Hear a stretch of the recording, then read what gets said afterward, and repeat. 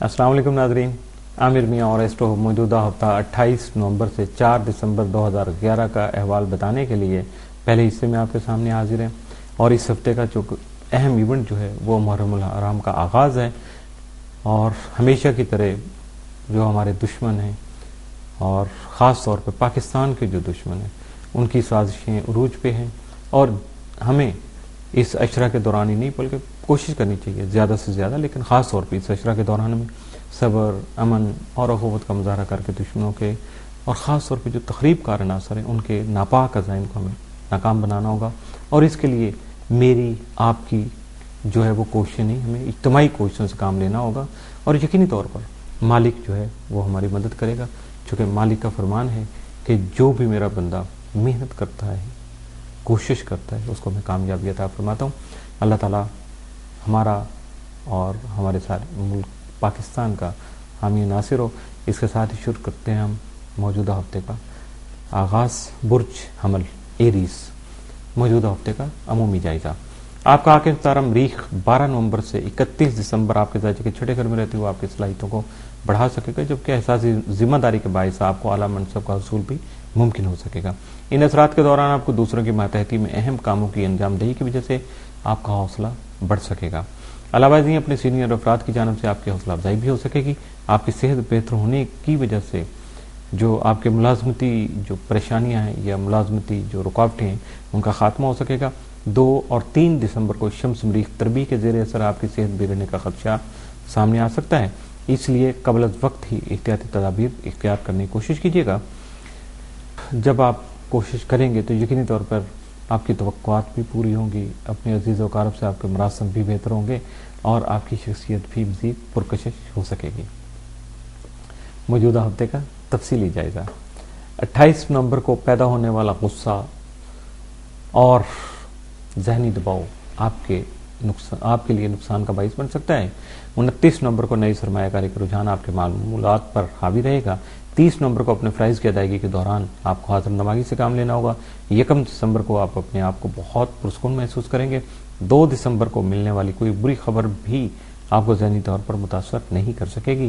3 دسمبر کو ذمہ داریاں نبھانے کی کوشش کیجیے گا۔ 4 دسمبر کو نجی امور میں کامیابی نصیب ہو سکے گی، جس سے آپ بہت زیادہ مطمئن اور پرسکون نظر آئیں گے۔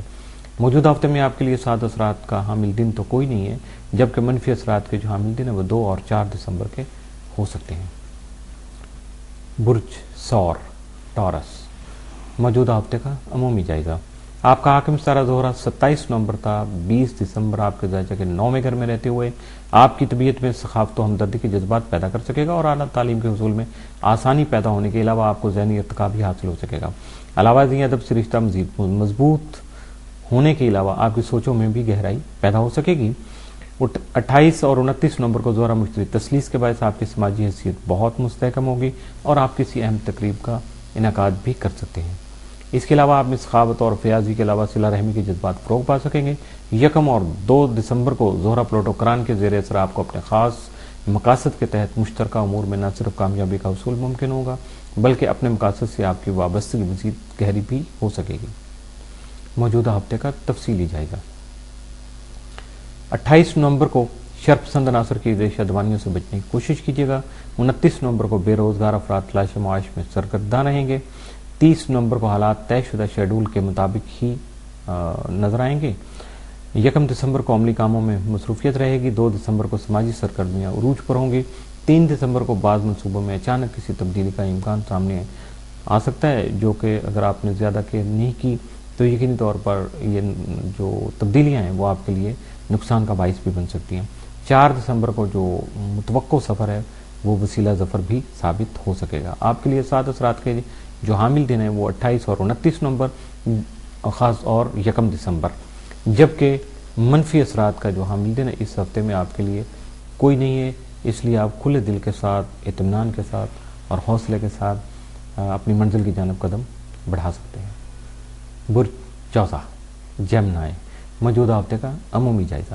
آپ کا حاکم ستارہ طارت 25 نومبر تا 14 دسمبر وجود کی حالت میں ہوگا، جس کے زیر اثر آپ کے ازدواجی اور شراکتی کاموں میں خواہ مخواہ کی رکاوٹیں جنم لے سکیں گی اور آپ کے لیے ذہنی الجھن کا باعث بھی بن سکیں گی۔ زحل کے آپ کے ذائقے کے 5واں اور اپنے شرفی گھر میں ہونے کی وجہ سے آپ کے رومانوی امور میں बेहतरी आ सकेगी। इसी दौरान आप इनामी स्कीमों वगैरह में किस्मत आजमाई भी कर सकेंगे। मुश्तरी की ज़ायचा के 12वें घर में मौजूदगी आपके हासिन और अखराजात में कमी लाने का बाइस बन सकेगी। 4-5 दिसंबर को शम्स अदालत करान रूनमा होने से आपको जहनी तकवीत हासिल हो सकेगी। इसके अलावा किसी भी किस्म के सफ़र का प्रोग्राम जो है वो आपके लिए फ़ायदा मंद साबित होगा, जिसके बाद आप में हालात का मुकाबला करने की सलाहियत भी पैदा हो सकेगी। मौजूदा हफ्ते का तफसीली जायजा। 28 नवंबर को घरेलू उमूर में गफलत बरतना जो है वो आपके लिए नुकसान का बाइस बन सकता है, क्योंकि बहुत सारे मसाइल जो हैं वो उसके बाद सर उठा सकते हैं। 29 नवंबर को जायदाद वगैरह का मामला ज़ेरे गौर रहेगा। 30 नवंबर को मुखलिस दोस्तों का तावन हासिल हो सकेगा। 1 दिसंबर को मुलाजमती उमूर तवज्जो तलब होंगे। 2 दिसंबर को फ़राइज़ की अदायगी में गफलत नहीं बरतिएगा, बल्कि अपने फ़राइज़ जो हैं पूरी जिम्मेदारी से अदा करने की कोशिश कीजिएगा। 3 दिसंबर को अखराजात पर कंट्रोल रखना आपके लिए फ़ायदा मंद साबित होगा। 4 दिसंबर को दूसरों के साथ मामलात जो हैं वो कामयाबी से तय पा सकेंगे। आपके लिए साद असरात के जो हामिल दिन है वो 30 नवंबर और 4 दिसंबर, जबकि मनफी असरात का जो हामिल दिन है वो 2 दिसंबर का साबित हो सकता है। इसके साथ ही पहला हिस्सा इख्तिताम पजीर हुआ।